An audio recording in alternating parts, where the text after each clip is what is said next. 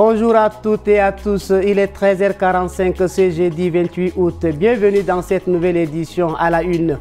Médecine, la radiologie interventionnelle, une technique médicale de pointe fait son entrée au Tchad grâce à des médecins tchadiens formés en France.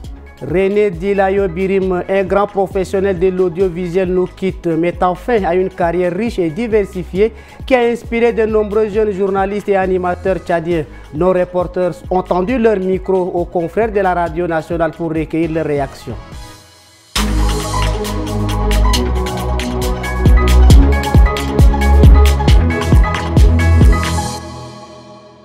La radiologie interventionnelle, branche avancée de l'imagerie médicale, fait son entrée au Tchad. Deux médecins tchadiens formés en France ont procédé hier matin à une démonstration au CHU de référence nationale. Reportage Siembaïla Semémoanel et Ralombaye. Bonne aventure. Au service de radiologie du CHU de référence nationale, les préparatifs sont en cours. Ici, la radiologie interventionnelle combine échographie, radiographie et scanner. L'imagerie ne sert plus seulement à poser un diagnostic, elle devient un outil thérapeutique. Ce matin, Ashta Ibrahim Ahmad, souffrant d'une masse ovarienne, a bénéficié de cette nouvelle prise en charge. Nous venons de Dinéni, au Soudan, et nous sommes passés par Adré jusqu'à Béchi.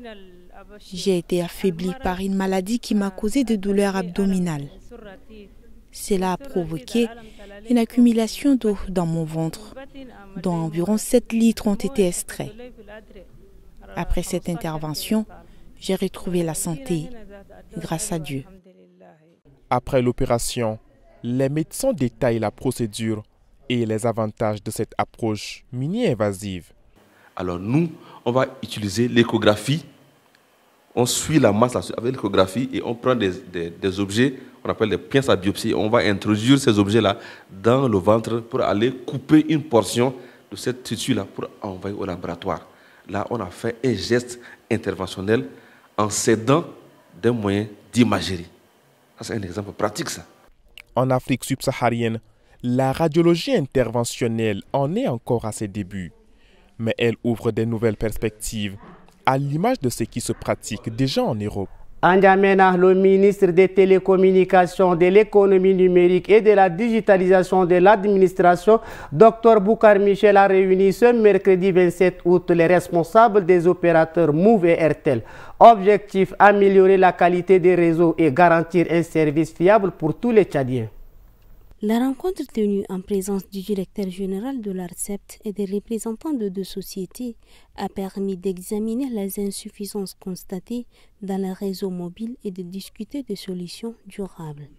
Le gouvernement a insisté sur la nécessité d'offrir aux usagers un service de meilleure qualité et a exhorté les opérateurs à prendre des mesures concrètes pour résoudre définitivement les problèmes de couverture et de performance. L'État a construit à peu près 1275 km de fibres optiques qui sont déjà opérationnelles.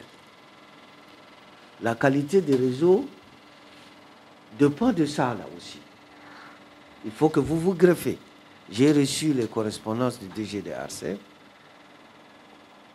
qui vous a demandé que c'est déjà opérationnel, mais quand vous voulez améliorer votre qualité de réseau, vous n'investissez pas. On a construit notre fibre optique. On vous dit de vous connecter. Vous ne le faites pas. Mais qu'est-ce que vous voulez qu'on fasse? De leur côté, Move et Airtel se sont engagés à redoubler d'efforts pour améliorer leur réseau. Nous sommes dans un plan de modernisation pour mettre du solaire. Aussi avec notre partenaire Safitel, on travaille pour avoir une meilleure fibre. Ce sont les deux facteurs principaux pour la qualité du réseau. C'est l'énergie et la fibre. Et bon, Airtel, comme vous savez, nous sommes une société qui nous sommes dans 14 pays. Donc on croit qu'on a toute la capacité pour donner la meilleure expérience. Mais bien sûr, cet espace avec le gouvernement, les régulateurs et nos partenaires, c'est vraiment important. Toutes les difficultés ont été exprimées et je pense qu'on a échangé tous les aspects concernant ces difficultés. Donc il y a un point qui concerne la fibre optique qu'on va étudier et un retour sera fait dans une semaine, Inch'Allah. Le ministre a également invité les deux opérateurs à se connecter à la fibre optique déployée par l'État afin de renforcer la qualité et la fiabilité des communications au Tchad. Assar, le député du Barco, Matoingue Bendelangar, a animé ce mercredi 27 août un point de presse. L'élu a dénoncé les pratiques jugées néfastes de certaines grandes sociétés de la province accusées de maltraiter les employés. Suivez un extrait de sa déclaration. Nous savons que la situation de Cyclotchad, nous savons la situation de la savonnerie, nous savons la situation de huilerie. Nous savons la situation de la Cotoncha elle-même qui est là. Et nous avons à côté la CST. Donc, vous voyez, nous échouons à chaque fois que nous essayons. C'est simplement parce que nous cherchons jamais à valoriser les ressources humaines. Nommer celui qui peut tenir le gouvernail et donner des résultats attendus. Donc, c'est pas les moyens qui manquent à l'État. C'est pas des hommes qui manquent dans ce pays. Mais dès lors que la volonté politique manque, ça va être difficile de résorber ces maux.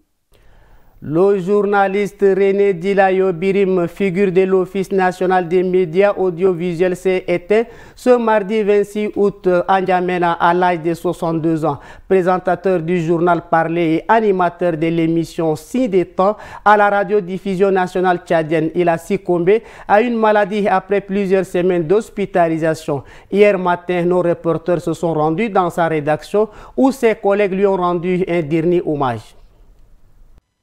Dans ce bureau, ils étaient toujours deux, Ahmad Khamis et René Dilayo Birim, mais pas ce matin.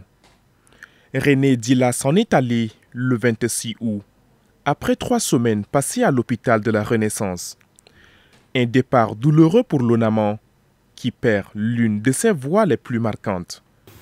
Un homme très aimé son travail, il aime beaucoup les agents.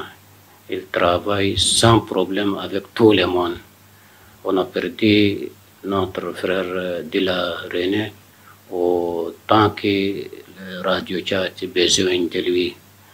Voix familière des auditeurs, René Dilayo Birim a porté pendant des années l'émission Signe des temps. Une voix qui a bercé les générations et qui restera gravée dans les mémoires. Si je sais que c'est Dila qui fait la présentation aujourd'hui, depuis sur le terrain, je sais quel genre du chapeau lui présenter. Dès qu'on est dans la salle de montage et qu'on entend le fixe déjà sonner entre 12h et 13h au moins, on sait déjà que c'est Abadjila qui appelle.